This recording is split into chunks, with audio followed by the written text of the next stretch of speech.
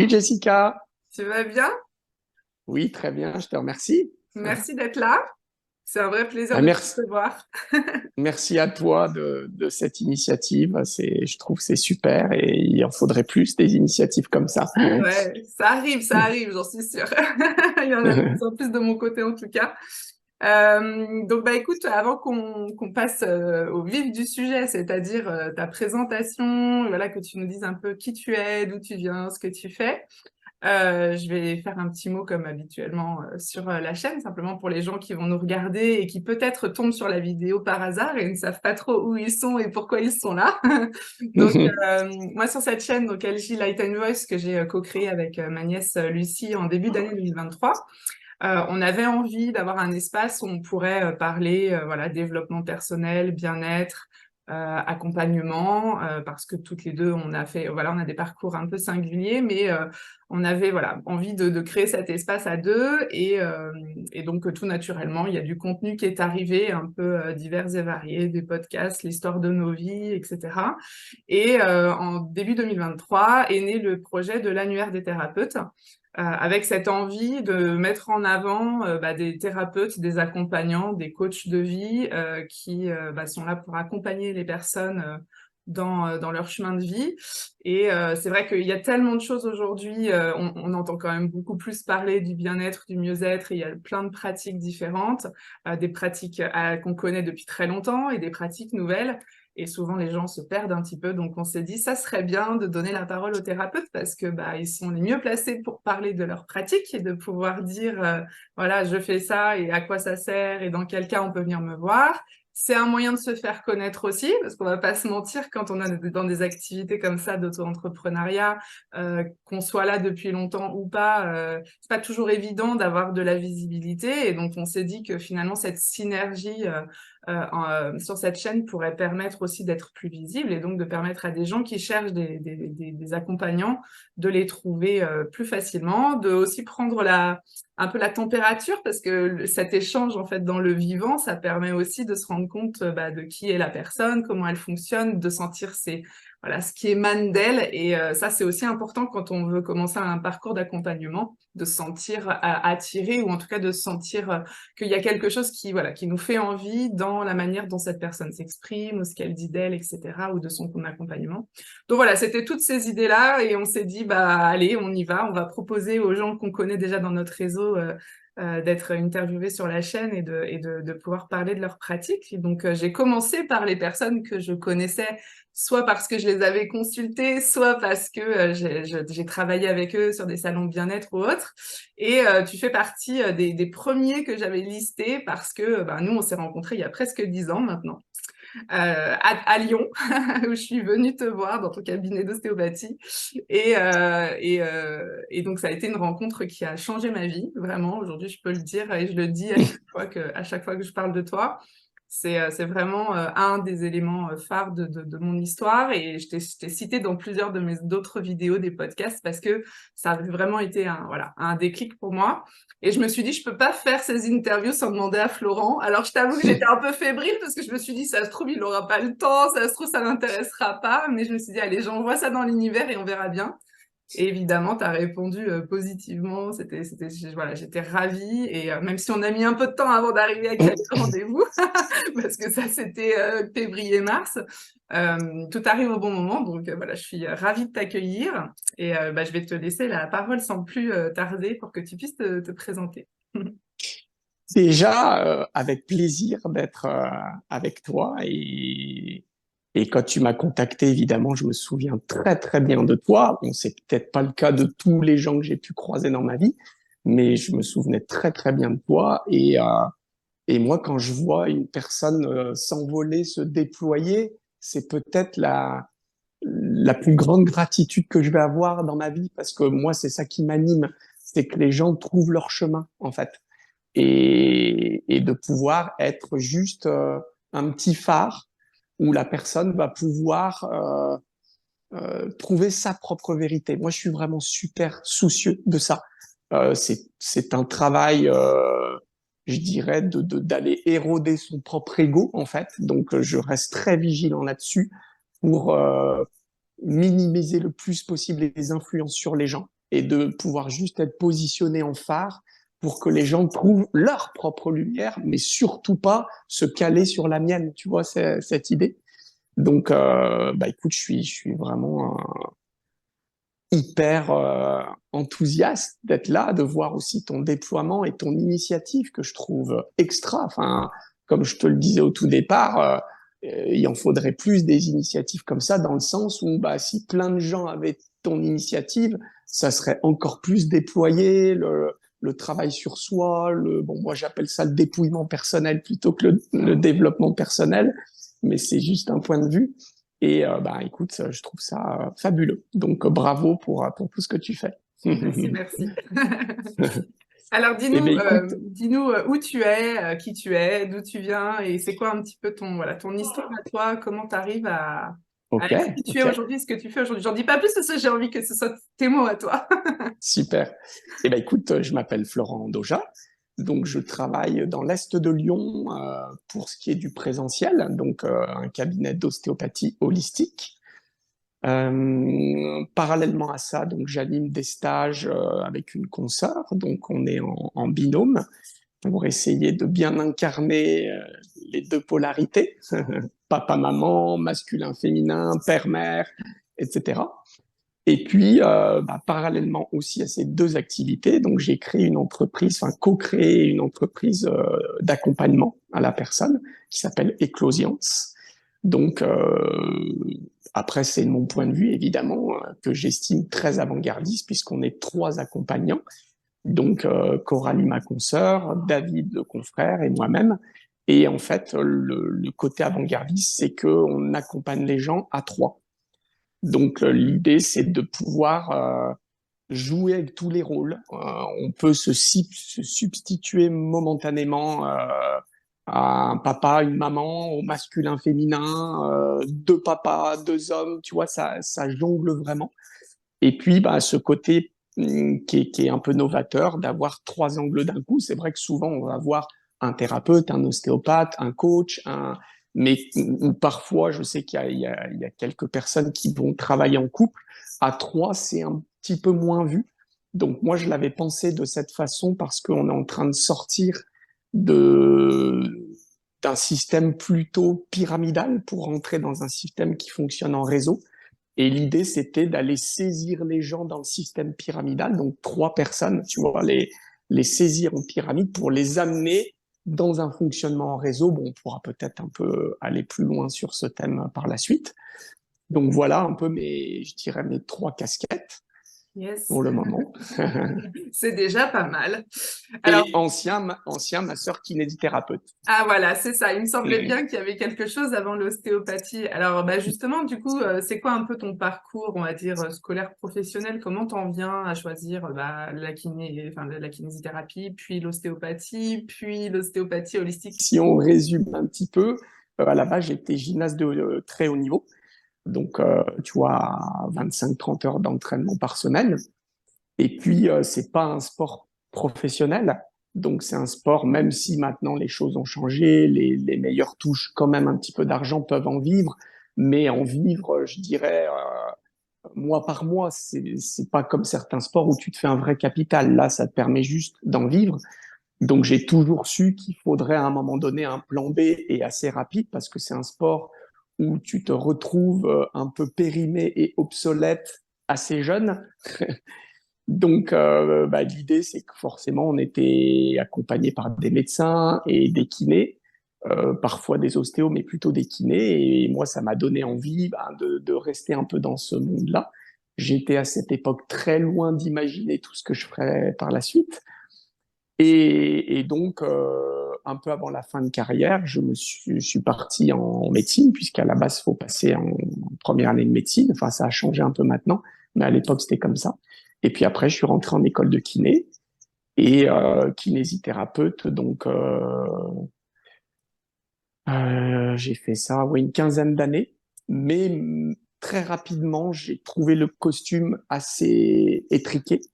Je voyais bien il manquait plein d'angles quelque part. Je voyais que les gens, ben, ça les aidait, mais finalement, leur pathologie devenait chronique.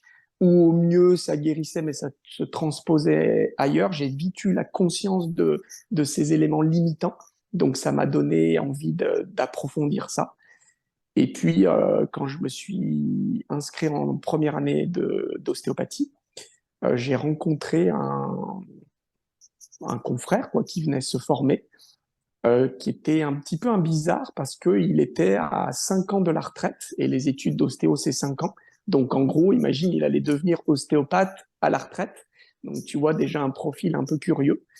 Et puis, c'était quelqu'un qui était très, très ouvert justement sur la médecine alternative, sur l'Ayurveda, sur la médecine traditionnelle chinoise, et qui avait fait une sorte d'éveil de conscience, une poussée de Kundalini, donc avec vraiment une clarté qui a explosé. Et il me racontait ça. Moi, je connaissais pas du tout à cette époque, hein, dans les années 2000, mais j'écoutais ça parce que bah je le savais pas à cette époque, mais j'étais déjà très très perché et ça m'intéressait, ça me passionnait. Et bref, un jour, il m'a parlé d'une technique respiratoire de yogi. Et puis j'ai eu envie d'essayer. On avait fait une soirée très arrosée. Et puis je sais pas, le soir, vers 1 heure du matin, je me suis dit tiens, je vais faire cette respiration. Mais je l'ai fait 5 minutes, quoi. Et puis bah, je me suis dit c'est nul, ce truc, ça fait rien du tout. Sauf qu'en en fait, pendant la nuit, j'ai fait une sortie de corps. Et là, ça n'a pas été la même. Ça a été vécu extrêmement violemment. Tu vois, j'ai presque encore de l'émotion quand je repense à tout ça. Parce que moi, je viens d'une famille plutôt tradie. Enfin, je sais pas comment te dire. On parlait pas de tout ça, même si mon papa, sans le savoir, avait déjà ses ouvertures parce qu'il m'avait emmené chez des magnétiseurs. Enfin, pas des Ouais. trucs, tu vois, qui étaient très connus à cette époque, des rebouteux. Il avait déjà essayé le spiritisme. Enfin, tu vois, il y avait déjà, Ouais. mais une ouverture, mais non reconnue, non avouée, quoi. Oui, donc on n'en parlait pas Mais ouvertement, quoi. c'est ça, c'est ça. Et ça a été quand même pour moi un vrai traumatisme, hein, déjà de le raconter. Ouais, Et, et il a fallu du temps pour intégrer ça parce que bah, ça a été derrière, il y a tout qui a explosé, quoi. Ça a été un éveil de conscience, hein. Je ouais, me ça a suis mis été à voir. Ah ouais, je voyais l'aura des gens. Dans mon boulot en kiné, je sentais le corps énergétique à plus d'1,50 m de distance. Enfin, ça a été, je sais pas comment te dire, en gros, c'est soit ça finissait en psychiatrie, soit j'arrivais à m'équilibrer, quoi. Ouais, ok. Donc, bah, le chemin a fait que j'ai réussi à équilibrer tout ça. Ouais, ouais. Et donc tout s'est passé juste en une nuit, en fait, hein, c'est ça. Oh, alors, en une nuit, la révélation, c'est-à-dire tu sors de ton corps, tu dois dormir, enfin, ouais, ça bouleverse tout, quoi, Ouais. forcément, hein. Et puis après, bah, ça a été le début de la quête. Et Ouais. rapidement, bah, je pense, vu que j'étais très, très là-haut, les perceptions se sont ouvertes, bah, voir l'énergie, voir l'aura, sentir l'énergie à distance. Et puis commencer à avoir des flashs au départ, un peu comme deux fils qui se touchent, quoi. Tu vois, tu Ouais. n'as aucune maîtrise. C'est un peu, moi, Ça c'est devait un être peu comme dingue. ça que c'est la différence que je fais entre une véritable clairvoyance et Ouais. l'aspect médiumnique, tu vois, Ouais. ou voyant, qui pour moi est un peu deux fils qui se touchent. C'est pas que c'est pas bien, mais la personne n'en a pas la maîtrise. Là où la clairvoyance, tu en as vraiment la maîtrise, tu peux l'orienter, tu peux décider ou pas. Donc ça a été tout un chemin de se Ouais. structurer, parce qu'à la base, je suis un garçon extrêmement déstructuré, qui a fait un peu ma compétence de pouvoir capter des choses absolues, mais une vraie difficulté de vivre ma vie d'être humain limité dans un monde relatif. Donc ça a été tout un chemin pour intégrer ça. Et parallèlement, bah, il y avait mes études d'ostéopathie qui ont ouvert à du plus global. Ouais. Et, euh, et puis ma clairvoyance qui a commencé à exploser, entre guillemets, où je captais les choses sur les gens, je voyais au-delà des apparences. Mm. Et c'est comme ça d'ailleurs que j'ai choisi le terme ostéopathe holistique. Maintenant, ça paraît vachement commun, mais Ouais, je mais peux à te dire que l'époque, dans les années 2000, les gens me disaient, c'est quoi ce truc? Mais qu'est-ce que c'est tu ça. racontes? Enfin, c'était, mais je l'avais capté en clairvoyance et je m'étais dit, bon, on verra bien, écoute ce Ouais. que ça donnera. Et puis, bon, bah, il se trouve que c'était effectivement un peu avant-gardiste. Ouais, complètement. Mais même moi, quand je t'ai Et rencontrée, je n'étais pas du tout ouverte du point de vue spirituel non plus. Je venais vraiment parce que ma belle-sœur m'avait dit. je sais pas ce qu'il fait, mais il fait quelque chose de plus que l'ostéopathie. Vu que de toute façon, t'as tout essayé, peut-être tu peux essayer d'aller le voir. Et moi, je venais vraiment en mode dernière chance, quoi. Donc, mais c'est vrai que j'étais pas ouverte et que d'ailleurs, tu le nommais pas au début Ah de. non, et alors, bah, là, tu Hein, touches un point très sensible, ouais, c'est que, bah, si tu veux, vu que je viens aussi du monde médical, qui est quand même, on fait un constat, hein, c'est pas un jugement, mais un immense pourfendeur de différences, ouais, de choses alternatives, bah, pour moi, c'était, enfin, c'était pas avouable, quoi. ouais. C'était un peu honteux. Pour la petite histoire, même mes amis, donc mes amis sont des amis de longue date, la plupart viennent du sport de haut niveau, et c'est avoué sans être avoué. C'est oui, ça se sait, mais je sais pas comment te dire. C'est pas moi qui l'ai dit frontalement. Ça a été très très dur. Plus j'allais dans l'intime, donc famille amis, plus c'était difficile pour moi de me démasquer. Ça a été vraiment je dirais un grand chemin d'accepter de me démasquer. Tu vois, même dans ma pratique, j'avais la croyance terrible, hein, vraiment, c'était une dictature, ça a été beaucoup de souffrance d'imaginer qu'il fallait que je sois parfait pour être légitime de transmettre quelque chose. Donc forcément, imagine quand j'avais quelque chose à dire à quelqu'un sur le couple, bah, je me sentais horrible parce que je me disais, mais attends, il faudrait quitter pour dire ça alors que tu as des propres problèmes dans ton couple et tant de choses, quoi. Tu conseilles sur l'alimentation alors que tu es compulsif dans le sucre. Et il a fallu accepter un jour, ça a été la plus grande libération de ma vie, je pense, d'intégrer, non pas de le comprendre, mais d'intégrer que en fait, ben, se démasquer, c'est le meilleur cadeau aux gens parce que d'un seul coup, ça leur offre aussi la possibilité de se démasquer eux-mêmes parce que sinon, ils ont l'impression qu'ils sont face à Monsieur Perfection. Donc, tu veux rien montrer, rien avouer. Enfin, ça devient le cercle vicieux infernal, quoi. Et ça a été en plus libérateur, enfin, de pouvoir être moi et de voir que on est le plus légitime du monde quand on est en chemin. Quelque part, j'ai presque envie de faire cette allégorie. Imagine un prof de maths qui a toujours eu 20 sur 20. Ça va peut-être être compliqué avec ceux qui ont 2 sur 20 et 1 sur 20. Alors que celui qui part de 0 sur 20, qui a fait tout le chemin, bah, il va pouvoir jongler. Et c'est là que j'ai pu comprendre qu'en fait, souvent, les thérapeutes, on part de bas, quoi. Enfin, on est paillasson de l'humanité, on fait le chemin pour s'élever, on est bardé de blessures. C'est Je ça. me souviens une fois, j'avais fait un soin avec une thérapeute qui m'avait dit, écoute, je vais rien te dire, mais j'ai dans l'idée quelque chose. Et on travaillait sur les blessures, et à un moment donné, je lui dis, mais écoute, je crois que je les ai toutes, quoi. Elle me dit, ben voilà, c'est ça que je voulais pas te révéler au départ. Tu as Ouais. toute la panoplie parce qu'en même temps, bah, ça va être une immense richesse de faire le chemin et de pouvoir comprendre en un millième de seconde n'importe qui sans être présomptueux. Merci de dire ça parce que je sais qu'il y a aussi les autres thérapeutes qui regardent les interviews et en effet, on passe par beaucoup de problématiques de légitimité, forcément quand on a cet élan de vouloir aller aussi accompagner les autres parce qu'on s'accompagne soi-même en accompagnant les autres en fait, bah voilà, tu le dis très bien, c'est parce que on expérimente toutes ces phases de guérison qu'on est aussi capable de pouvoir accueillir que l'autre vit quelque chose et pouvoir comprendre aussi, parce que bah, comprendre quelque chose qu'on n'a pas vécu, on peut éventuellement le faire du point de vue cognitif et encore, mais certainement pas du point de vue de l'émotion et du cœur. Donc pour être un bon accompagnant, il faut être en capacité de recevoir ce qui se dit en face. Et tu as raison, c'est vraiment et c'est vrai que beaucoup des thérapeutes ont vraiment partent de très très loin. On en rigole souvent, mais Et je continue à le faire, c'est-à-dire que bah moi, oui. j'aime casser les codes. Tu vois, Mhm. encore au stage que j'animais ce week-end, bah, des gens qui vont avoir tendance à me placer sur un piédestal. Moi, je casse le code, quoi. Toujours, je vais dire aux gens, mais qu'est-ce que tu crois? Tu crois que je gueule pas sur mes gosses? Tu crois que... Mais oui, on est humain, en fait. Et bien sûr que on a une clarté qui grandit petit à petit, qu'on a le recul, qu'on a l'authenticité, justement, de voir ses propres fragilités, vulnérabilités, l'endroit où on est.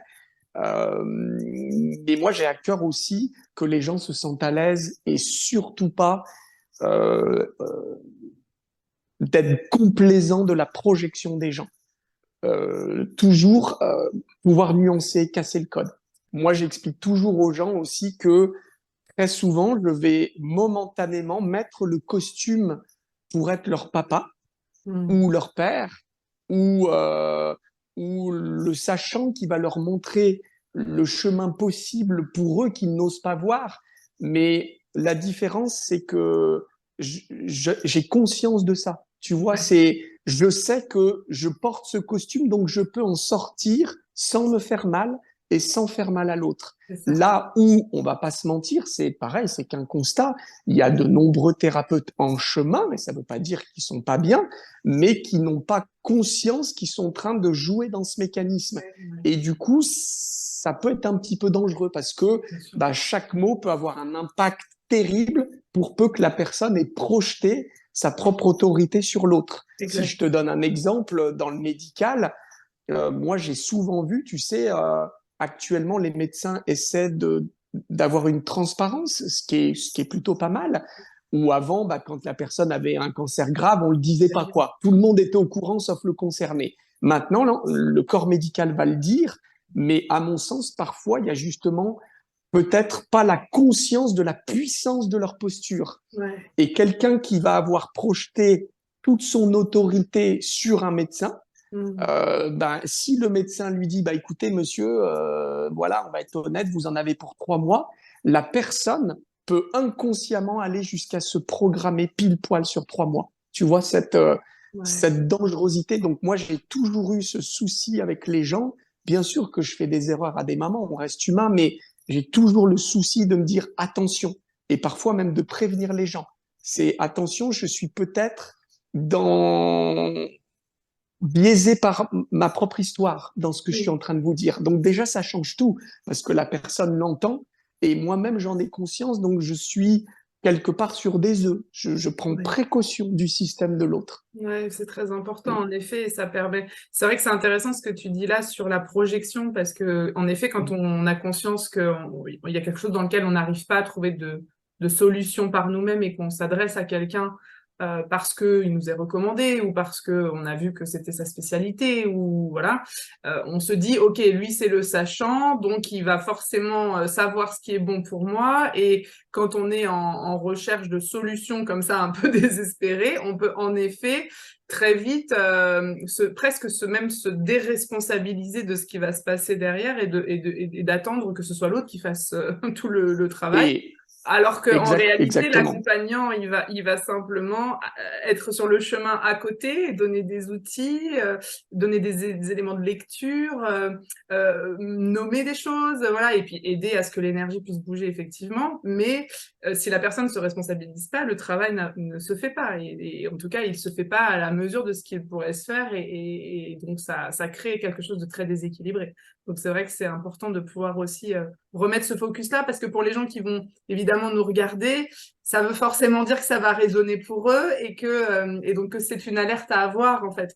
On va voir quelqu'un parce que oui, on sent qu'il y a une connexion, on sent qu'on peut faire confiance, mais on va voir quelqu'un en conscience qu'on va devoir se responsabiliser et faire la démarche de travailler sur soi avec l'aide d'une personne extérieure qui aura un regard différent. Oui, et en plus, si tu veux, quand tu as une clairvoyance extrêmement puissante, ce qui était mon cas, Ouais. c'est que tu comprends très vite que, en fait, si je simplifie, hein, évidemment, la pire peur de l'humain, c'est de se rencontrer lui-même, c'est-à-dire de voir des parties de lui. Moi, j'ai tendance à, quand je l'explique aux gens, à dire qu'on est un diamant et Mm. qu'en fait, le sport national dans nos civilisations, c'est de vouloir exclure une moitié de diamant. C'est en gros toutes nos parts d'ombre. Tu vois, on veut être le gentil, mais pas le méchant. On veut être le courageux, mais pas le lâche. Et en fait, moi, j'ai toujours vu que c'était la pire peur de l'humain, on peut, si on n'a pas la clarté dessus, bousiller quelqu'un.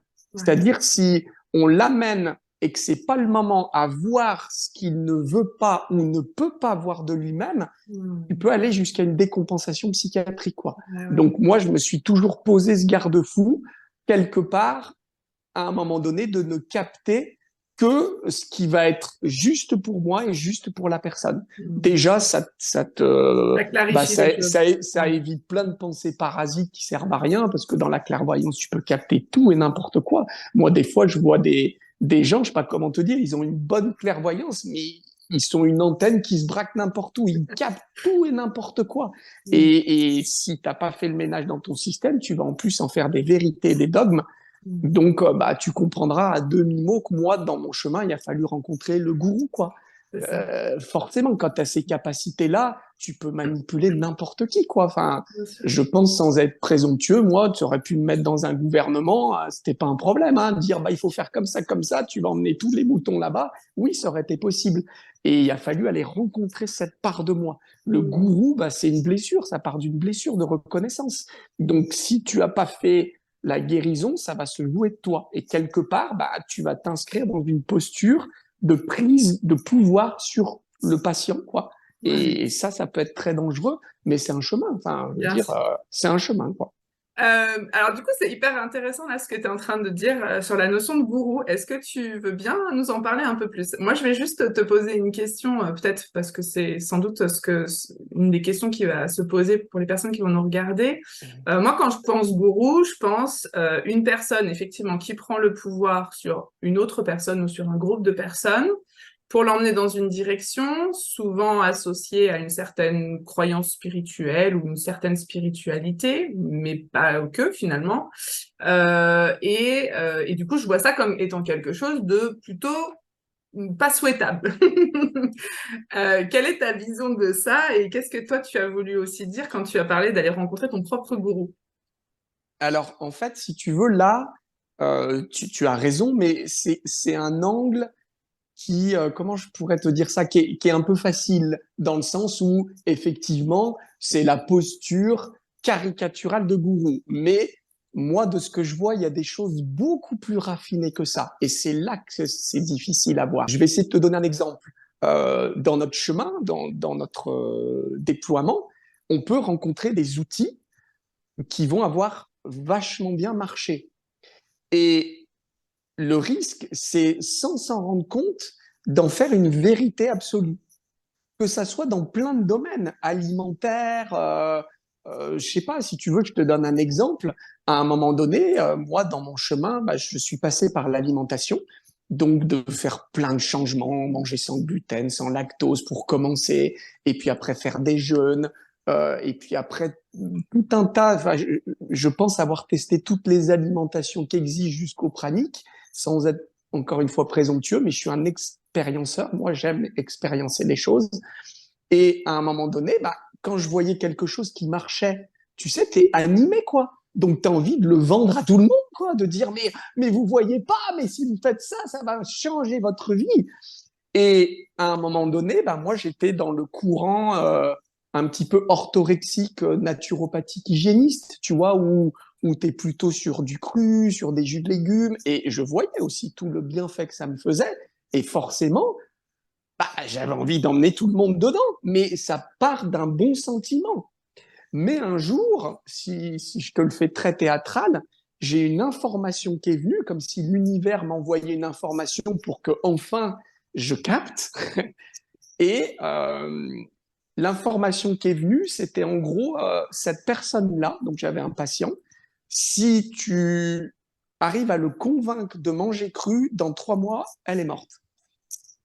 Je me dis, attends, si enfin, je te fais l'échange, je le rends théâtral, hein, comme si je parlais un petit peu à quelque chose de plus grand. Mais qu'est-ce que tu me racontes? La personne, elle bouffe que du McDo, de la junk food. Donc, c'est ça qui va la tuer. Et en fait, c'est comme si l'univers m'avait montré, non, non, mon coco. En fait, la personne ne vit pas du tout ses émotions. Donc, oui, c'est ce qui l'a rendu malade au point d'avoir un cancer un petit peu avancé. Mais si elle part dans du cru qui ramène sur la vérité, donc elle vit pas ses émotions, elle va voir d'un coup plein de parts d'elle-même qu'elle ne peut pas et ne veut pas voir en plus. Donc, ça va achever le travail.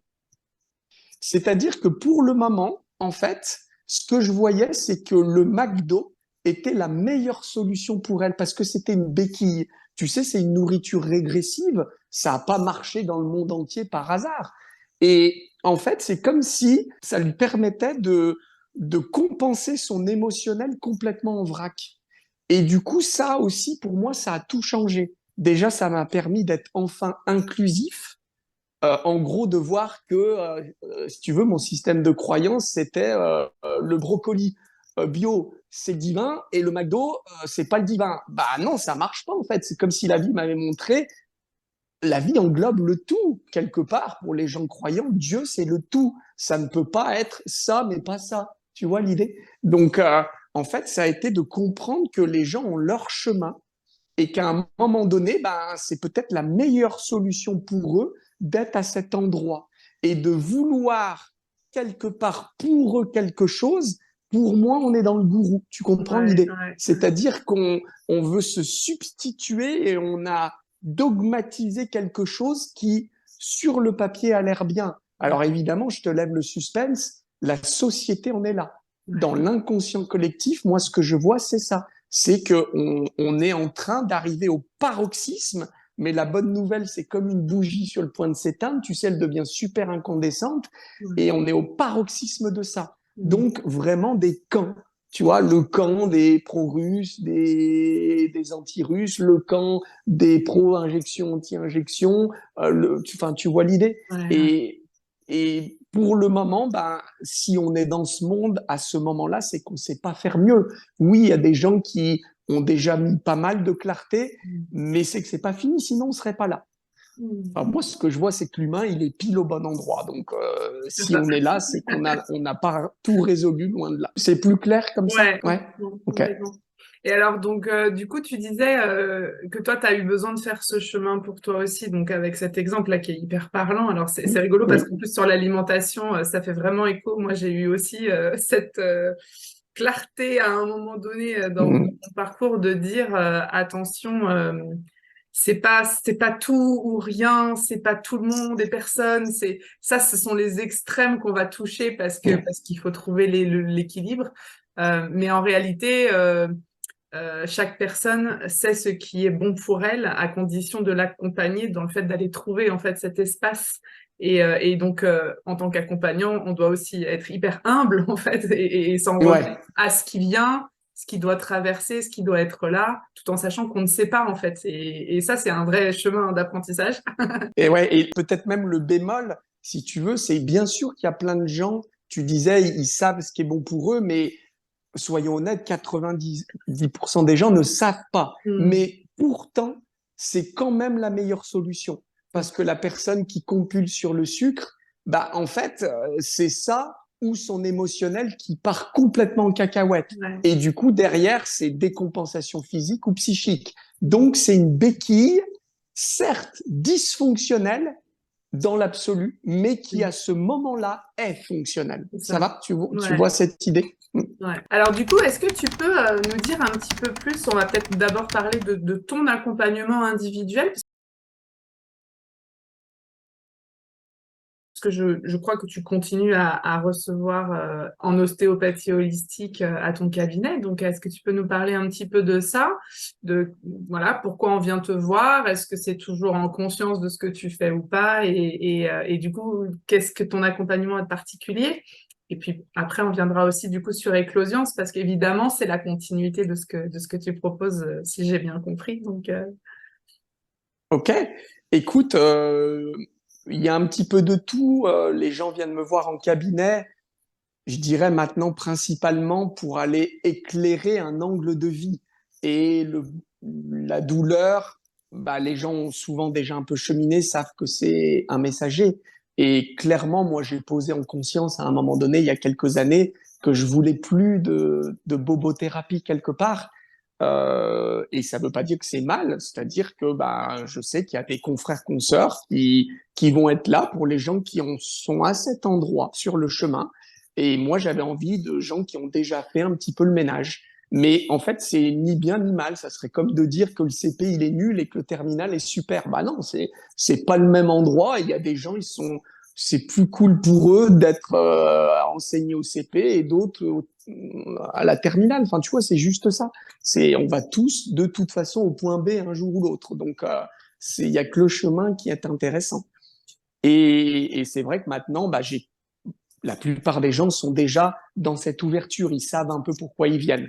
Ouais. Donc, j'ai gardé le terme ostéopathe holistique, même si, oui, il y a encore quelques manipulations, puisque moi, ma spécialité, c'est le travail sur le yang. Et le yang, c'est la structure, c'est os, articulation. Donc, bah, il y a des moments, je dois aussi accompagner les gens jusque dans leur structure physique. Mais on va dire que maintenant, les gens viennent me voir, ça va de j'arrive pas à vendre ma maison et je sais bien que je dois générer quelque chose malgré moi, en passant par, on tourne en boucle dans notre couple, en passant par notre petit fait encore pipi la nuit, mais on sait bien que nous, parents, on doit avoir une posture qui cloche. Tu vois, tout un tas de Ouais. problématiques et les gens viennent chercher la cause des causes. En fait, moi, si je résume, alors à l'époque, je le savais pas, mais je pense que j'ai une vision qui est très essénienne, revenir à la cause des causes des causes, aller dans le non manifesté pour voir qu'est-ce qui a cloché là et qui s'est petit à petit densifié jusqu'au manifesté et jusqu'au plus dense, potentiellement le corps. Ouais. Alors justement sur ça, qu'est-ce qui fait ou comment, et je ne sais pas si tu peux l'expliquer parce que je sais à quel point c'est tellement dans l'irréel et dans l'impalpable, euh, qu'est-ce qui fait que toi tu as accès à certaines informations et comment ça se passe pour toi? Est-ce que tu veux bien nous en dire un Ok, petit peu par rapport ok. Ouais, ta question, elle est intéressante. En fait, au départ, je pense que ça fait partie du chemin. J'ai eu besoin d'un support.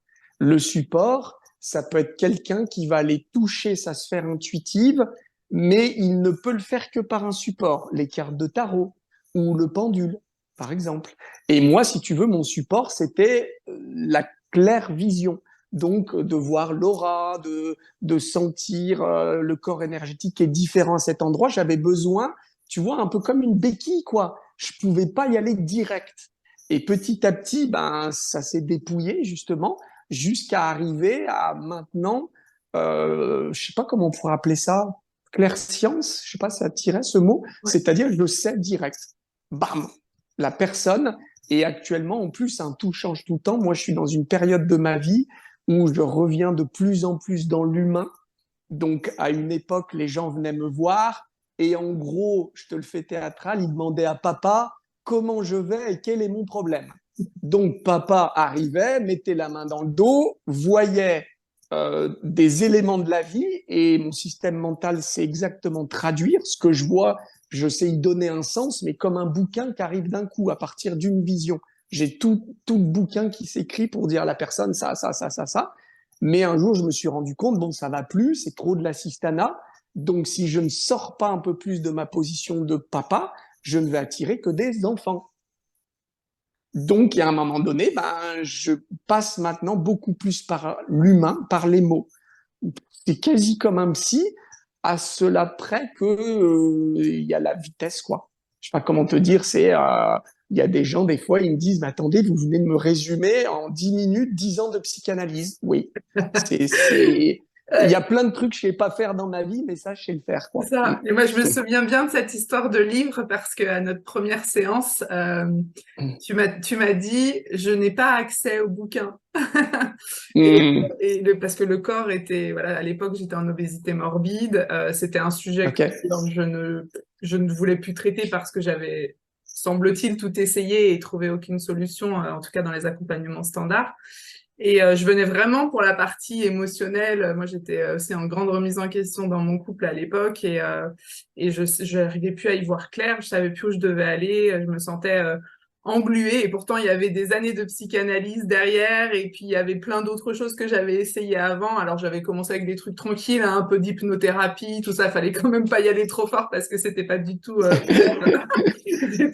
en plus, je suis d'une famille plutôt croyante, donc tout ce qui n'était pas de l'église, c'était des rétro-satanas, tu vois. Donc, je n'étais pas du tout destinée, entre guillemets, à aller de ce côté-là. Et je me souviens quand tu m'as dit ça et que tu m'as dit, bah, il va falloir d'abord s'occuper du corps avant d'avoir éventuellement accès au reste. Je me suis dit, ah bah ça c'est une surprise parce que pour le coup, moi je m'attendais tellement à pouvoir avoir accès au reste que ça a été, en même temps, c'était le chemin pour moi et Hmm. c'était un chemin voilà, de résonance aussi dans notre parcours et ça a été un accompagnement incroyable parce que finalement, notre accompagnement a duré 6 mois et en 6 mois, il y a eu, moi, j'ai eu une perte de poids de 35 kilos. Alors, je venais pas pour ça, encore une fois, hein, mais le fait que tu m'accompagnes à comprendre ce qui se passait dans mon corps et mes intolérances du moment, etc. Hmm. Et à les nettoyer, réparer, tout ça, c'était aussi un processus de nettoyage et de réparation extérieur au corps, mais voilà, il y avait tout ça en chemin. Et, euh, et donc voilà, pour moi, ça a été le verrou qui s'est tourné. Et enfin, moi, un truc que je veux vraiment dire, parce que je sais comment ça peut être difficile pour les gens qui sont dans un parcours encore une fois, de recherche de solutions, qu'elles soient liées au physique ou liées à l'émotionnel, c'est que ce qui a pu manquer beaucoup et ce qui manque encore à mon sens beaucoup trop, c'est cet espace d'écoute où on va vraiment pouvoir simplement être entendu, vu, écouté sur ce qu'on est en train de C'est vivre. ça. Et moi, je me souviens de la liste de questions que tu m'as posées. Alors, je me souviens pas des questions, mais je me souviens qu'il y en avait pas loin d'une dizaine, une quinzaine et que tu me dises à la fin, je pense que je sais ce qui ne va pas, on va tester en kinésio, parce qu'à l'époque c'était de la kinésio, je ne le Hmm. savais pas, j'ai découvert avec toi, Hmm. voilà. Et surtout, si tu me fais confiance, je peux t'accompagner parce que je suis passée par là. Je me suis dit, mais, enfin, mais c'est un truc de fou. Je me Hmm. disais, mais le gars, il habite à Lyon, moi je suis à Paris. Il s'intéresse à des problématiques auxquelles tous les médecins m'ont dit, mais madame, si vous n'arrivez pas à avoir d'enfance, c'est parce que vous êtes grosse, mais madame, si vous n'arrivez pas à ci ou ça, c'est parce que vous êtes grosse. Personne n'allait chercher la raison du pourquoi, du comment. Et toi, en 10 questions, tu m'avais juste dit, OK, c'est normal que tout ça, ça se passe dans le corps, mais il y a des raisons et surtout, t'es pas obligé de rester bloqué là-dedans, il y a des solutions, quoi. Et ça a été, enfin, j'en ai encore l'émotion parce que c'était incroyable de me dire que enfin, j'étais entendue, vue, parce que tu as cette capacité aussi de pouvoir voir au-delà. Et, euh, et donc voilà, et c'est vrai que trouver quelqu'un enfin, dans l'accompagnement, souvent, des thérapies en dehors de ce qu'on connaît, hein, du médecin traitant de famille, souvent c'est aussi ça que les gens viennent chercher, c'est cet espace d'écoute, de bienveillance, de non-jugement, de prendre en considération l'intégralité de ce qu'est la personne et de ce qu'elle a vécu. Et c'est vrai que tu dis c'est un peu comme chez le psy, c'est vrai, on fait de l'accompagnement verbal, alors tout le monde ne le fait pas, mais en tous les cas, quand on a ça dans sa vibration, ça vient quand même assez rapidement. Puis souvent, c'était déjà là avant. En fait, si on regarde nos vies, ça c'est pas tout d'un coup, c'est pas tout d'un coup devenu un truc incroyable. Mais voilà, je crois que c'est important de pouvoir le dire. En effet, on n'est pas qu'un corps, on n'est pas qu'un esprit, on n'est pas que des émotions. On est un système parfait et en même temps imparfait. Et donc, l'accompagnement, il est intéressant quand on peut avoir des lectures différentes, d'où parfois l'intérêt d'avoir affaire aussi à plusieurs personnes, plusieurs thérapeutes qui vont nous amener dans des Hmm. chemins un peu différents. Alors dis-nous Ouais, bien un sûr. petit peu à quel moment tu te dis, tiens, j'ai envie de co-créer quelque chose, j'ai envie de diversifier. C'est quoi en fait l'élément déclencheur de cette réflexion, au-delà du fait que je pense que tu l'as reçu aussi en canalisation, mais qu'est-ce qui fait que tu as envie de collaborer avec d'autres personnes et de faire ce travail chez Eclosis? Hmm. Je pense plusieurs choses, Jessica. Je pense que je commençais à avoir fait le tour d'être dans ma grotte, en fait. Je te fais une symbolique, dans ma grotte, mon cabinet d'ostéopathie, et que la vie me poussait peut-être à transmettre. Parce que vu que moi, c'est plus de la connaissance que du savoir, vu que c'est expérimenté. Parfois, je sais pas si on reste sur l'alimentation, je dis aux gens, je crois pas que vous allez connaître beaucoup de médecins qui vous prescrivent un truc qu'ils ont expérimenté sur eux-mêmes. Et moi, si je conseille quelque chose à quelqu'un, c'est que forcément, je l'ai expérimenté sur moi.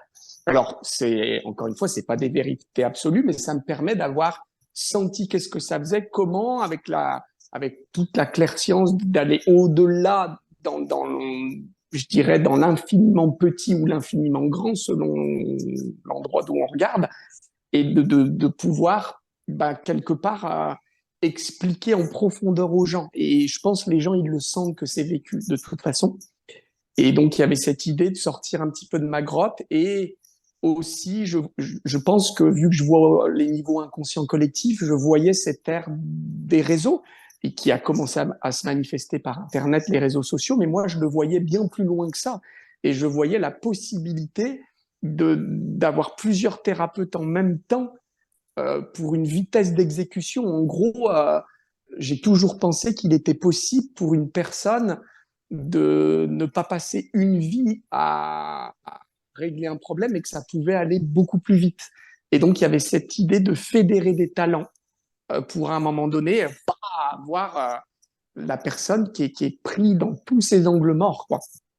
Et vu que moi je travaille, je suis passionné par la cause des causes, ben ça, je sais pas, ça semblait logique d'en arriver là à un moment donné. Tu Parce que vois, tu... tu parlais d'alimentation tout à l'heure. Je te remercie d'avoir témoigné parce que moi, ce qui me fait vibrer, c'est les gens qui ont des déclics. C'est ça que je veux dans ma vie, que les gens aient un déclic et se retrouvent enfin eux-mêmes, quoi, et ne soient plus en pilote automatique sans même le savoir, pilotés par des mémoires de petite enfance, des mémoires transgénérationnelles, des mémoires karmiques, des mémoires collectives, et retrouvent leur vrai pouvoir de choix dans la vie et que ça soit pas des non-choix sans que la personne n'en ait conscience.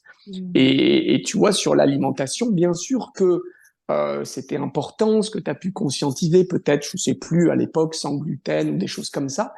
Et moi, à un moment donné, ce qui m'a encore plus passionné, c'est qu'est-ce qui est encore dessous? Et j'espère qu'il m'en voudra pas, un ami cher à mon cœur, Pascal Astir, qui une fois était venu me voir, donc qui est aussi accompagnant thérapeute, et il me disait, bah voilà, j'ai à peu près réglé mes problèmes alimentaires, je mange sans gluten, et puis en discutant, au bout d'un an, je lui dis, mais en fait non, c'est pas réglé, puisque si on va un peu plus loin, des fois il y a des gens, bah ils se mettent à tout exclure, quoi. Au bout d'un moment. Je veux plus de lait, je veux plus de gluten, je veux plus de viande, je veux plus d'ondes Wi-Fi, je veux plus. Tu finis, enfin, je sais pas comment te dire, t'es anti-vie sans le savoir. Et Ouais, moi, je pense que encore une fois, on peut aller bien plus profond que ça. ouais, Et ouais, avec Pascal, on a discuté. Je lui dis, écoute, c'est réglé. ouais. Alors il me dit, écoute, là, tu m'interpelles, quoi. Bah, allez, on va manger une pizza ce midi. Normalement, je suis malade comme un chien après. Ok, Et ouais. le soir, il m'a rappelé, il m'a dit, mais quelle gratitude, parce que la pizza, c'est quand même C'est super clair. bon et j'ai eu aucun problème. Ouais. L'idée, c'était pas que les gens se remettent à manger à foison telle chose qui est pas forcément très indiquée pour la santé, mais de pouvoir aussi s'inscrire dans cette Mm. dynamique de vie sans C'est être clair. obligé de tout se priver. Donc, Ouais. on le fait sur l'alimentation, mais on pourrait le faire sur tout un tas d'autres Bien choses. sûr, mais c'est très important parce que moi, je sais que j'ai dû l'expérimenter un peu seule, du coup, hein, puisque j'ai arrêté de venir te voir pas parce que c'est ce que j'avais décidé en soi, mais c'est ce qui était juste pour moi à ce moment-là. Et j'ai dû faire ce chemin de réapprendre à écouter mon corps, de finalement de sentir qu'il y a des moments où le corps demande certaines choses et pour autant, ça serait pas forcément des aliments vers lesquels on va et inversement. Et ça a été vraiment tout un... En fait, ça m'a permis vraiment de réapprendre ça. Et c'est intéressant ce que tu disais par rapport au... Si on peut parler peut-être que du gluten, parce que c'est quand même aujourd'hui quelque chose dont on parle souvent. Alors, je me souviens plus si on l'avait abordé ensemble, mais en tout cas, je l'ai entendu après, parce qu'évidemment, moi aussi, j'ai fait tout ce travail de recherche et de compréhension, parce que c'était essentiel de comprendre pour moi. Souvent, on parle du fait que le gluten, c'est en lien avec l'appartenance à la famille ou plutôt le refus d'appartenir à sa famille, etc. Donc moi, j'ai déjà entendu ça en thérapie. Est-ce qu'il y a une vision globale qu'on pourrait donner en lien avec le gluten? Est-ce que ça fait toujours référence aux mêmes choses selon toi ou est-ce que c'est vraiment en lien avec Alors, l'histoire personnelle? oui et non, je te dirais, tu sais, c'est comme la symbolique des maladies, quand il y a des bouquins qui ont été écrits, Michel Oui, Odoul, Martel, je crois, ouais, et ça donne un dessin de la chose, mais après, l'idée, c'est de pouvoir faire du sur-mesure, donc bah, c'est ça mon créneau, moi, justement, de pouvoir faire du sur-mesure en voyant le système profond des gens, mais pour répondre brièvement à ta question, ce que j'ai pu lire dans l'inconscient collectif, dans la petite histoire, c'est qu'en fait, le blé, c'est une plante qui est cosmique, c'est-à-dire qui ouvre sur le ciel. Donc, ça a été à un moment donné la possibilité aux humains de passer certains caps, de maturer dans leur système profond et effectivement de s'extraire de certaines dynamiques. de pouvoir sortir d'une logique de clan, mais ancestrale. Mais clan, ça, c'est la famille souvent, mais pas que. Ça peut être le clan, la religion. Enfin, tu vois cette idée? Et effectivement, ça renvoie beaucoup là-dessus. C'est-à-dire que très souvent, le gluten va renvoyer sur une notion de père. Donc le père, normalement, est celui qui légitime, qui aide à s'émanciper. Et bah, s'il y a une absence quelque part, soit dans la petite enfance, soit dans la généalogie, et aussi dans l'inconscient collectif, on va potentiellement avoir besoin d'une béquille. Donc le gluten va faire office de transition. Donc les gens, quelque part, c'est comme s'ils étaient dans un entre-deux. À la fois, ils ont besoin de la béquille gluten et à la fois, ça appelle à s'en émanciper. Donc, bah, souvent, les gens qui sont à cet endroit sont, bah, faut peut-être que j'arrête le gluten, mais en même temps, ils sont pas encore émancipés, ils n'arrivent pas à sortir des influences de leur famille, des influences des valeurs religieuses, sociétales. Enfin, tu vois cette idée? Ouais, Donc ouais. oui, par exemple, ça renvoie là-dessus. Ouais, Et ouais. le problème, c'est que si tu fais que sans gluten, Et ça que- t'amène quelque chose, hein, puisque ça va dans les deux sens. Hein. On peut se libérer en allant dans l'intériorité ou en passant par l'extériorité, mais à un moment donné, Faut faire ça les va être deux. quand même ça va être limité. C'est-à-dire que tu auras réglé, mais quelque part en évitant quelque chose. Tu sais, c'est comme les gens qui vont dire, ben, ça y est, j'ai réglé mon problème avec ma mère, j'habite à 10 000 kilomètres. C'est une étape, mais en fait, tu n'as rien réglé. Mais C'est c'est ça. quand même une étape, Une tu étape. vois. Ou les gens qui vont dire je maintiens à distance, c'est toxique. Mm. Ok, c'est une étape, mais à un moment donné, il va falloir aller bien plus profond que ça, bien Mm. plus dans la cause des causes. Ouais, ouais. Ok, super. Donc on l'aura compris, hein, tu ne laisses rien apparaître comme étant le sommet de l'iceberg bien longtemps. En tout cas, quand on décide de venir un accompagnement avec toi, c'est qu'on est prêt à aller voir même ce qu'on n'a pas envie de voir et bien Ouais. évidemment avec toute la bienveillance dont je sais que tu fais preuve. Mais en même temps, des fois, tu mets des coups de pied aux fesses. Donc, C'est ça, la voilà. bienveillance, C'est c'est le aussi yang, parfois, quoi. tu sais, le papa qui coupe le cordon, bah, il vient quand même trancher le cordon, C'est il y a ça. du sang, enfin, je C'est ça. caricature. Ouais, ouais, Et parfois, ben, moi, je vais trancher dans l'art, quoi. Donc, les gens, ça peut vraiment les bousculer. c'est ça. Mais, ben, voilà, c'est aussi, c'est mon créneau à moi, enfin, c'est comme ça. Ouais, c'est ça. Et puis, Et pour répondre à ta question de tout à l'heure, ben, la première étape dans cette association avec d'autres thérapeutes, ça a été de travailler avec Coralie, donc qui est cofondatrice de l'Institut d'auto-accompagnement et de focusing, où en fait on a vu une possible complémentarité. C'est-à-dire, imagine, Coralie a la capacité de ramener les gens dans leur intériorité, puisque dans notre monde, on est tout le temps sur le dehors, quelque part. Oui, mais c'est de la faute de mon patron, c'est gna gna gna. Et Coralie, elle ramène les gens dans leur émotionnel.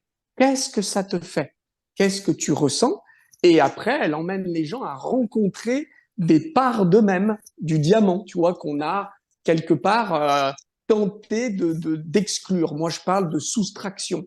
Et bah, Coralie, elle travaille à ramener les gens dans une addition, pouvoir rester le gentil, mais additionner le méchant. C'est-à-dire celui qui saura dire non, qui saura dire stop, qui pourra être vu comme le méchant, mais qui ne l'est pas. Tu vois? Coralie, elle travaille beaucoup là-dessus. Mais à un moment donné, moi, je lui ai fait observer, je lui ai dit, oui, mais le problème, c'est que les gens vont être dans certains angles morts et à un moment donné, ils vont se mettre à accueillir tout le temps les mêmes choses. Ils vont tourner en boucle en pensant qu'ils sont en train de régler leurs problèmes. Et c'est là que moi, j'arrive, angle mort. Et à l'inverse, Coralie, elle m'a fait observer, bah, regarde, tu vas éclairer d'un coup toute une zone d'ombre de la personne, mais la personne, elle fait quoi de ça? L'importance de pouvoir après être connecté à son émotionnel, de pouvoir intégrer en douceur bah, ce qui est révélé. Tu vois, imagine quand moi je racontais tout à l'heure, quand il a fallu que je vois une facette de moi gourou, attends, ça fait mal par où ça passe, quoi, je peux te dire. Hein. On a envie de voir tout sauf ça, quoi. On a envie de se dire, mais non, je suis pas comme ça quand même. Donc, ben, Coralie, si je l'avais connue à cette époque, elle m'aurait ramené dans mon intériorité pouvoir les visiter, les émotions que ça génère, pouvoir fluidifier tout ça. Donc, on a vu une association carrément géniale, quoi, de pouvoir, en plus, constamment être les garants l'un de l'autre. En gros, attention, oulala, c'est parti un peu trop dans le père gourou. Ah oui, t'as raison, ok. Ou attention, là, t'es un peu trop dans le maternage, faut venir trancher dans l'art. Tu vois l'idée? Ouais, ouais. Je pense qu'on se complète vraiment très très bien sur cet aspect. Ouais, Et puis, ça c'est dans les stages et Éclosiance où David qui arrive, qui a une capacité de synthétique. Je sais pas comment te dire, des trucs hyper complexes. Les gens, ils vont le ramener dans une synthèse et ça devient facile. Et en plus, David, qui est ancien entrepreneur, dirigeant dans les sociétés, enfin directeur, qui est aussi amène cet angle-là qui est intéressant parce que Coralie et moi-même, on était quand même un peu perchés à la base. c'est Donc, ça. tu sais, je caricature, mais on avait la vision extrême. Moi, il y a des années de ça, c'était presque la vision judéo-chrétienne. Il y a un don, faut même pas se faire payer, ça doit être gratuit. Là où en fait, quand tu es là-dedans, tu rends à mort dépendant les gens, tu es pile dans le gourou sans le savoir, puisque imagine si je te fais des cadeaux, plein de cadeaux, tu vas être mal à l'aise. Tu vois l'idée? Et imagine quand on fait du gratuit, les gens, ça les endette. En fait, ils deviennent dépendants. Là où l'argent a le mérite de couper la dette. Donc, tu vois, on avait cette vision un peu perchée et David, même si on a cheminé depuis, David, il amène aussi le concret, quoi. Structure dans le concret, ouais. Comment tu te déploies dans la vie. Si tu as la vision d'être entrepreneur, attends, il va falloir que ça soit concret. Faut que tu ailles t'enregistrer au registre du commerce. Enfin, tous les trucs quand tu es perché, c'est les démarches administratives. Ouais, à la cool, on verra bien. Donc, il ramène beaucoup de structures. D'accord. Ouais, donc intéressant parce qu'en réalité, alors le chiffre 3 est pas du tout anodin en plus, hein.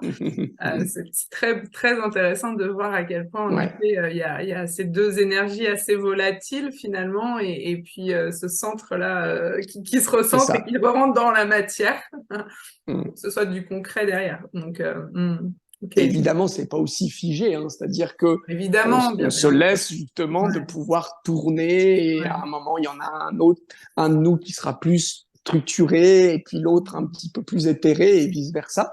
Et pareil, ça fait une garantie aussi de, je sais pas comment te dire, de jamais se la faire à l'envers, quoi. Je me souviens, j'ai un couple de thérapeutes pareil, est cher à mon cœur, qui m'a énormément aidé, Christophe et Karine, et qui, en fait, à une époque, étaient vraiment garants l'un de l'autre, pouvaient à certains moments se dire, attention, prise de pouvoir, quoi. Tu le vois pas, tu es en train de faire une prise de pouvoir malgré toi sur cette personne. Donc, d'être trois, ça augmente encore plus les garanties, tu vois, de justement pas tomber dans des travers de prise de pouvoir ou de manipuler malgré soi. Hein. Tu sais, souvent, on a toutes les bonnes intentions du monde. Donc, je pense que en cela, c'est assez avant-gardiste. Voilà.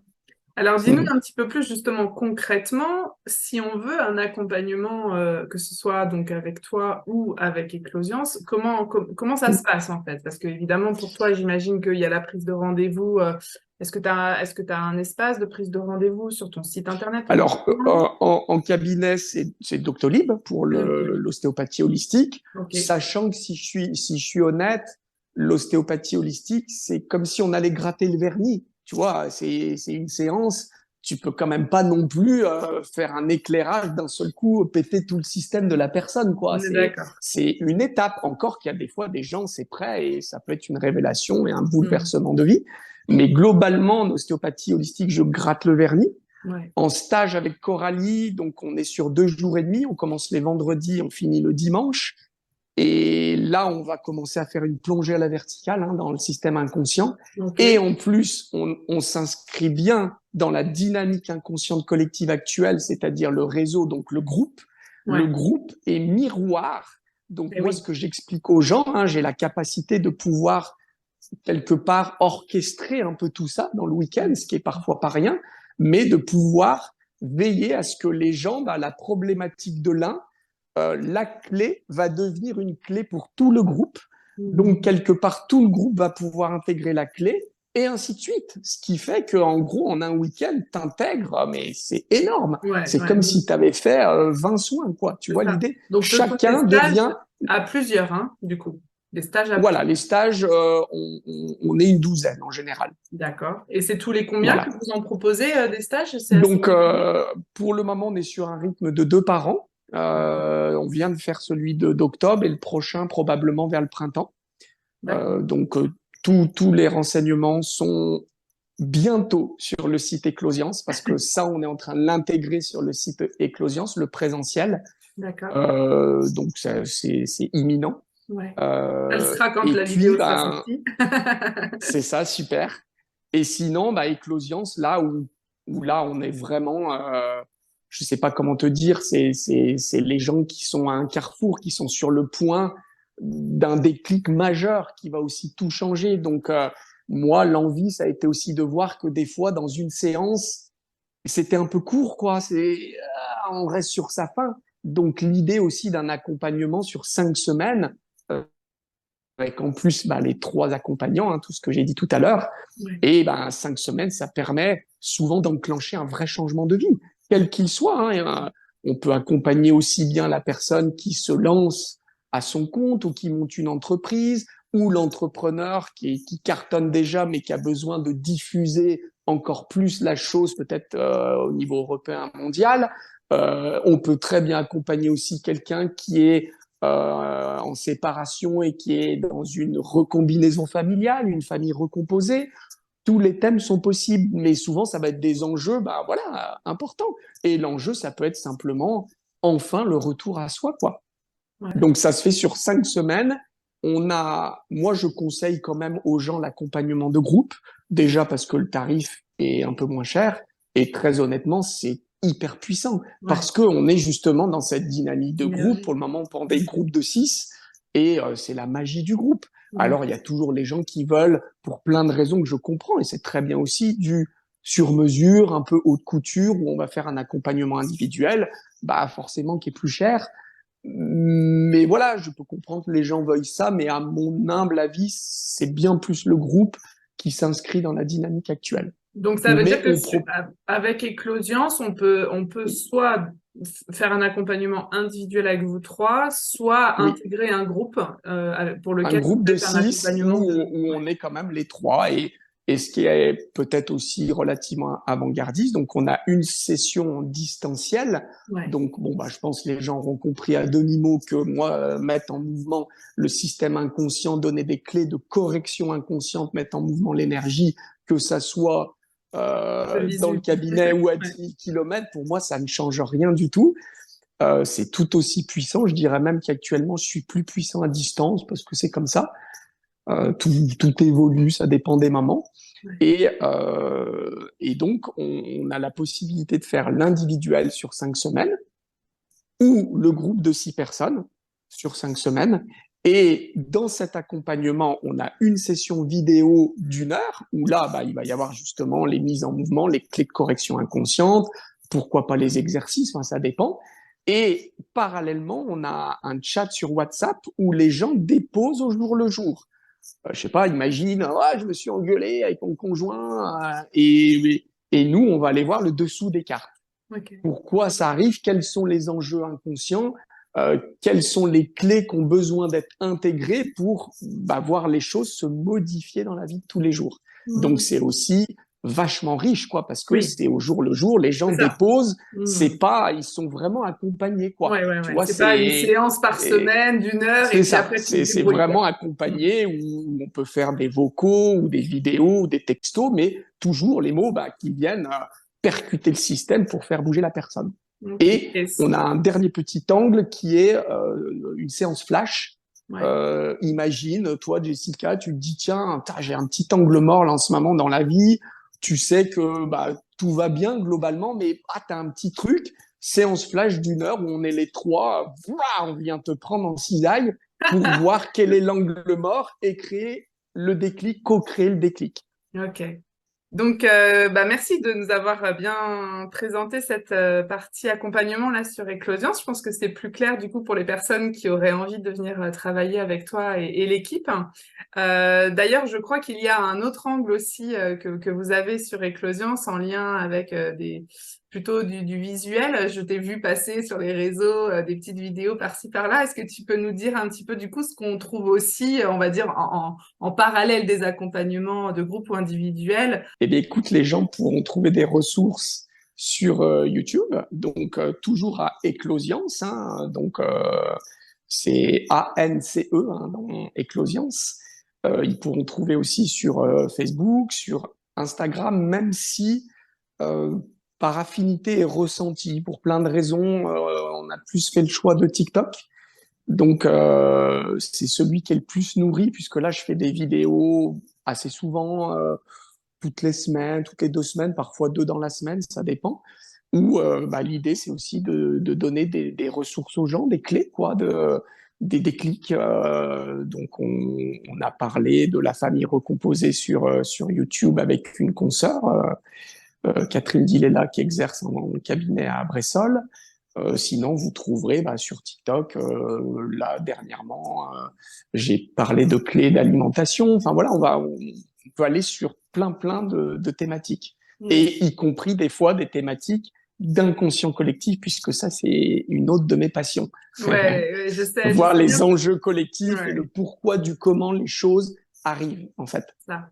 Alors justement, si tu es d'accord, est-ce qu'on pourrait aller regarder ce qui se passe en ce moment même dans l'inconscient collectif? Est-ce que tu as la possibilité de nous faire une petite lecture Je vais plus te donner ce que je vois depuis un moment. Qu'est-ce Ouais. qui est en mouvement dans l'inconscient Oui, collectif et oui, forcément individuel, hein. bien sûr, Donc c'est là, c'est là c'est ça. maintenant, mais c'était déjà un peu là il y a quelques mois et c'est encore là pour un petit moment Ouais. vraisemblablement. Je vais essayer de le rendre un peu tangible parce que l'inconscient c'est des symboliques, ça marche pas comme le conscient, donc je vais essayer de faire atterrir un peu tout ça. Ouais. Est-ce que Mais tu m'autorises à globalement, poser des questions si jamais il y a des oui, choses oui, que t'as- carrément. Ok. Mais bien sûr, hésite pas, ça m'aidera même à affiner les choses. Globalement, si tu veux, l'enjeu actuel collectif est de passer sur nos véritables élans, désirs et affinités. Et si tu te décales au niveau mondial, c'est ce qui est en train de se passer.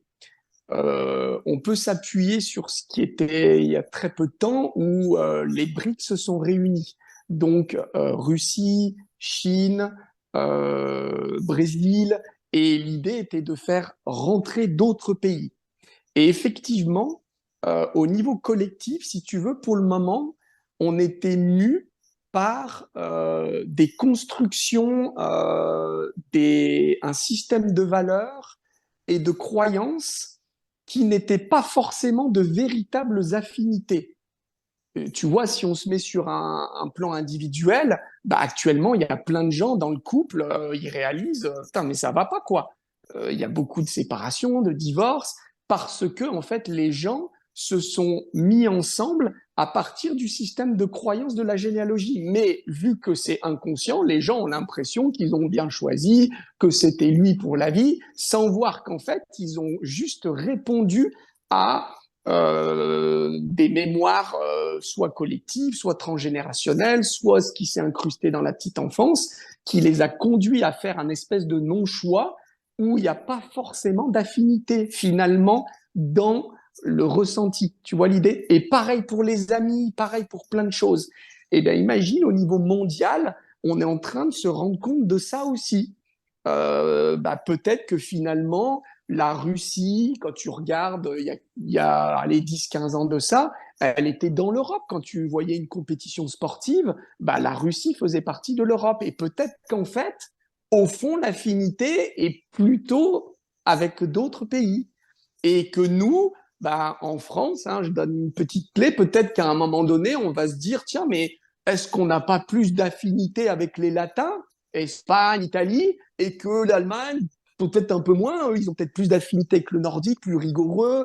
Alors, on ne fait pas de la voyance ici, on ne sait jamais quelle forme ça va prendre, mais c'est ça qui se joue, c'est-à-dire repasser par nos véritables affinités, pouvoir interagir avec des gens où c'est vibrant, où on se retrouve, où on a un espèce de socle commun et pas des espèces de croyances ou de conditionnements qui nous réunissent là où en fait peut-être ça a aucun sens au fond. Ça va? C'est à peu Ouais, près ouais, clair ouais, comme c'est ça? très clair. Mais c'est vrai que c'est intéressant parce que je pense que chacun pourra s'interroger sur est-ce que c'est ce que je vis aussi dans mon quotidien.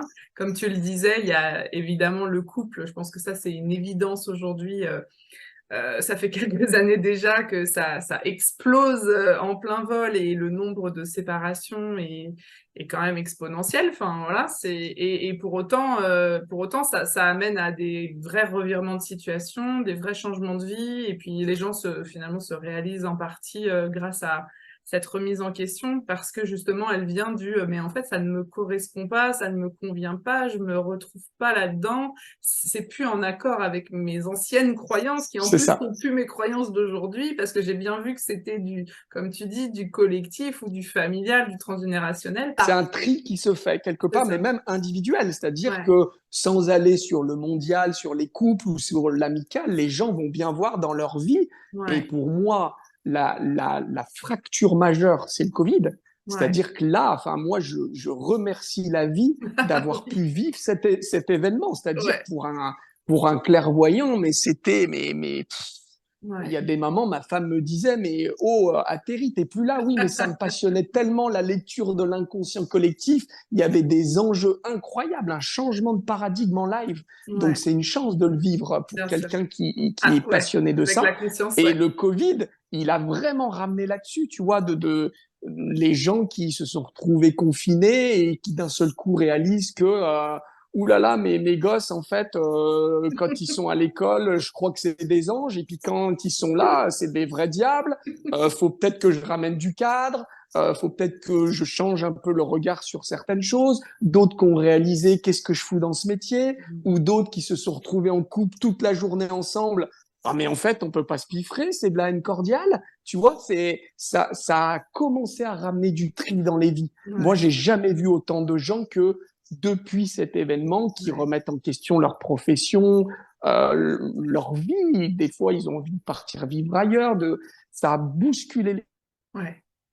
les choses. Donc, on revient sur nos véritables affinités. Et Mhm. forcément, c'est visible même au niveau mondial, dans le collectif. On Mhm. arrive de plus en plus forcément dans un système qui, au lieu d'être centralisé comme une pyramide, c'est-à-dire système pyramidal où en haut, tu n'as que le chef des chefs des chefs des chefs. En gros, dans notre monde actuel, les élites, on est en train de revenir de plus en plus à un système de réseau, c'est-à-dire décentralisé. C'est pas par hasard qu'il y a des balbutiements de systèmes bancaires qui se décentralisent, de monnaies, crypto-monnaies qui se décentralisent, parce que d'un seul coup, les gens y voient possiblement le diable. Oui, ça dépend ce que tu en fais. Ça peut être aussi reprise du pouvoir par le peuple, puisque c'est décentralisé. Ouais, ouais. Très intéressant. En tous les cas, ce qui est sûr, c'est que je pense on pourra tous ici, en tout cas les gens qui vont passer sur cette chaîne, acquiescer sur le fait qu'on a vécu un grand revirement de situation sur le plan énergétique et donc forcément sur le plan collectif et humain parce que ça impacte nos corps, ça impacte nos vies. Et c'est aussi pour ça qu'on est là, c'est aussi pour ça que ce projet est là, que ton projet aussi accompagne, parce que on nous demande aujourd'hui de fonctionner différemment, d'apporter des choses C'est ça. différentes. C'est un vrai plaisir, en effet, d'être du côté de ceux qui peuvent observer ça et comprendre les enjeux, parce que je sais aussi que encore plein de gens se posent plein de questions Et et ouais, cherchent du sens à tout ça. Et bah, l'idée, c'est il faut continuer à chercher parce que quand on cherche, on finit par trouver quand même. Donc, soyez bah, curieux, allez regarder tout ce qui se passe. Voilà, essayez d'ouvrir un peu vos chakras, comme disait si bien Ariel Dombal dans Un Indien dans la ville. J'adore cette référence parce qu'il est tellement vieux ce film et en même temps, c'était déjà tellement, tellement ça. tu touches quelque chose d'intéressant, c'est-à-dire que là, je pense que beaucoup de gens en ont conscience, mais il y a un changement majeur qui se fait Ouais, de partout. Le monde va changer, la société, euh, de l'éducation, en passant par le bancaire, en passant par la façon de relationner, enfin, etc. Et nous, on a justement créé un programme chez Eclosions qui s'appelle Soyez prêts. Donc, un programme, c'est pas un programme en ligne, hein, c'est-à-dire où on accompagne, hein, justement, parce que pour moi, ce qui fait la différence, c'est comment tu es préparé, quoi. Si tu es préparé à n'importe quel changement, eh bien, tu le traverses sans qu'il y ait trop de houle, ou alors tu te prends la tempête en pleine tronche si t'es pas préparé, quoi. Donc l'idée, c'est aussi de se préparer, c'est-à-dire peut-être réapprendre à être à l'écoute de ce qu'on ressent, pouvoir nommer ses émotions, pouvoir dialoguer différemment avec ses amis, son conjoint, ses enfants, oser entreprendre, oser incarner une idée. Enfin, tu vois, ça parle de plein de choses, quoi. Hein. Ouais. Merci beaucoup, Florent, pour ton intervention, toujours très à propos. Moi, j'aime beaucoup t'écouter et ça réactive plein de choses aussi, donc c'est chouette. Avec plaisir, avec grand Ouais, plaisir. c'était vraiment un chouette échange. Alors évidemment, moi je vais remettre sous la vidéo toutes les informations qui te concernent, donc comment rentrer en contact avec toi, pouvoir aller sur ton site internet, voilà, et puis tes partenaires de travail, etc. On remettra un petit paragraphe là-dessus pour que les gens vous trouvent facilement. Donc si vous avez envie de travailler rapidement, efficacement et de vous débarrasser de ce qui vous empêche encore peut-être un peu de faire ce fameux pas là que vous sentez qui a besoin de se faire, je vous invite à aller contacter Florent et l'équipe Eclosions pour travailler là-dessus parce que je suis certaine et je le vois déjà de loin que voilà, c'est un travail incroyable que vous faites et merci pour ça parce que il en faut. Il en faut, il en faut. Et écoute, moi je vais te souhaiter une très belle fin de journée, Florent. Merci d'avoir été sur la chaîne. Merci de nous avoir donné un éclairage global sur tout ce qui te traverse. Ça se sent que tu es animé, que tu es passionné de ce que tu fais. C'est un petit peu en résonance ici, sur la chaîne. Finalement, on a souvent que des gens passionnés. Moi, je te remercie à mon tour. Merci de ta confiance. Et merci d'avoir laissé cet espace parce que c'est génial. Enfin, moi, ce qui m'anime, c'est aussi de diffuser un message parce que je pense que depuis tout jeune, je crois que j'ai envie de voir les gens être eux-mêmes et se révéler à qui ils sont vraiment. Et on a la chance d'avoir des outils pour diffuser des messages. Donc, merci de laisser cet espace. Ouais. Et c'était vraiment génial. Donc, écoute. Yes, c'était chouette. Bravo pour tout ce que tu fais. Merci, merci. Et merci à vous de nous avoir écoutés jusqu'au bout. J'espère que vous avez aimé cette interview. Mettez des petits pouces, des petits likes, partagez autour de vous, faites découvrir. Il y a plein d'autres thérapeutes sur la chaîne avec plein d'autres pratiques. Donc, si vous cherchez à être accompagné, quelles que soient les difficultés que vous rencontrez ou les besoins que vous avez, n'hésitez pas à les farfouiller. Il va y en avoir encore tout plein d'autres parce qu'évidemment, ça ne s'arrête pas. Ce projet, c'est exponentiel. Voilà, donc je vais vous souhaiter à tous aussi une très belle fin de journée. Je vous remercie à nouveau d'être ici avec nous. Merci encore Florent. Et on vous dit à une prochaine fois peut-être. Merci à tous. Salut!